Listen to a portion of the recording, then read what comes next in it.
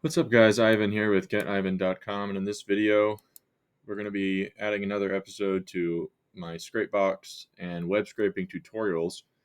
We're going to be talking about Magento, what is it, how do you say, Magento e-commerce footprints. So this is going to be a short video. In past videos I have talked about e-commerce footprints for Shopify and for WooCommerce. Let's see if we can spot it here. And in this video, we're going to be talking about Magento. So you see this video called How to Find Shopify Stores and Emails with Scrapebox. If you want to check out that full process for Shopify, check out that video. And there's probably one on WooCommerce here. Just come to this playlist on my channel and do a search for WooCommerce on the page. Let's see. Oh, there it is. Scrapebox tutorial for WooCommerce URLs and emails. So there's another tutorial for that. This one's for Magento. Am I saying that correctly? Let's see. Yeah, Magento. So here's a website that a customer really recently gave me. coxandcox.co.uk. It's some sort of stuff and things website. And basically you just find what I did here is I found this website, right click, went to view page source, and that brought open this page. And on this page, this is apparently a Magento site. That's what they're using to sell. That's the platform they're using to sell their products. And I looked up Magento, and there's 115 occurrences. I looked at all of the occurrences, and you can't scrape on with Scrapebox. You can't scrape JavaScript, so you have to remember that. And so when I saw the stuff that said script, I kind of thought, well, that might cause a problem. But it turns out that those are not contained within JavaScript parameters, apparently. And so these that are text types, I noticed this occurs a large number of times. So this is actually what I used in my test against as a footprint. This is like for the footprint, you're looking for something to latch on to in the source code, and this is what I use as a test, and it turns out that it works well. So if we were to say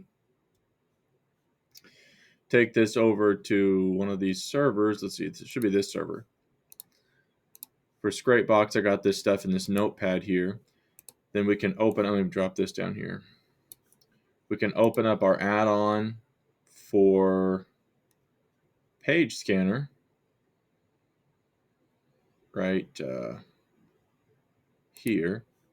Sorry, I was thinking about checking to update my add-ons, and then under platform mask here under edit, you can go and create a new footprint and name it whatever. In this case, I named this custom, pardon me, and just pasted that straight into there. And so whenever it procs for the URL, it'll say custom. And so if we wanted to do another test, we could say for location, instead of making another field, I'll just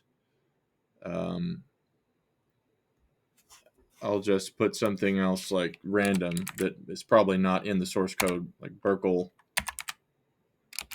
Durkle, Furkle, Burkle, Durkle, Furkle. And so if it detects that footprint, then it'll proc. Let me go ahead and check that off. Oh, I didn't save it. Lesson learned. So let's refresh this. Burkle, Durkle, Furkle. And then update footprint, upgrade current footprint, and update current footprint. Check that off, click close. Now go to your settings, make sure you have all your proxies selected for however many proxies you have. And recently I had to turn this stuff up. I'm going to be doing a video after this demonstrating some issues with connection timeouts and read timeouts. So I bumped this up to 3030. So it could take a minute to get a result, but that's per proxy, and I have quite a number that will rotate through. I also upped the processing time to 500 megabytes here. Remember, this is kilobytes, so you have to do it in thousands. So that's what I'm doing right now. Go to close. And at the bare minimum, I would say 15 here, 30 here. I've left it lower, but I've had when the internet is slower, like it has been recently, I've noticed some issues. So I bumped it up for the connect timeout in particular. So let's close that, load the URLs. And it's just this one Cox and Cox URL. So actually, you know what? It wouldn't even, because I don't have a bunch of different URLs, it would not uh, populate that locations result. But you kind of get the idea. Like if you wanted to run different types of footprints for different purposes, like then you could do that. Like if you were, what I'm going to be doing shortly here with this order, let me clear this out. I would probably do something like, let's add this. Let's see, do you want to copy the footprints of that entry? Nope. Okay, add. Oh, sorry, I need to put this here. So I'd probably come into this file, go to resources, e-commerce, and grab some of these other footprints here. You can take a screenshot of this or look at some other videos if you want for this information, but drop this in here and add this as Shopify. Oh, really? Oh, there's one here. Oh, I must have done this. I must have done this before. So I already have these Shopify, WooCommerce, Squarespace. You can see them. And let me add one for, let's call this, excuse me, Magento. So if you had a bunch of URLs, then you could come in here and go Magento, Squarespace, WooCommerce, Shopify.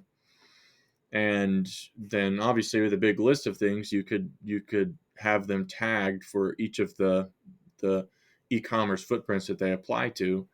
And so this is a pretty, this is a really like hard method for being able to get a bunch of contact. You get your URLs right from your typical process, then you take those URLs and run them through the page scanner process, and you'll, at that point you can detect which of them are on which platform or another, pardon me, and then you can collect the contacts, and you might be able to go back and copy paste the rerun the process manually and copy paste which of those are in bulk, which of those are on which platforms. Not sure about that part. I mainly just use this to figure out which of those are definitively on those platforms, because there's a ton of URLs in the processing phase.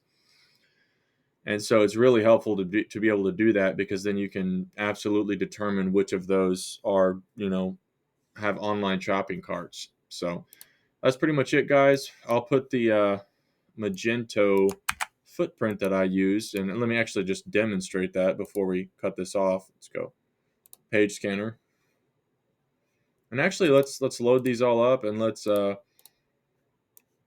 check those all off and see which one comes back, and you'll be able to see it detects it as Magento. So let's hit the start button. Yay! I was kind of nervous. I was like, "Wait, what if there's multiple footprints?" No, of course there wouldn't be, because they're all for those platforms. So as you can see, it works. Really simple. And that's it. I'll put this in the description below the video, and thank you for watching. Bye-bye.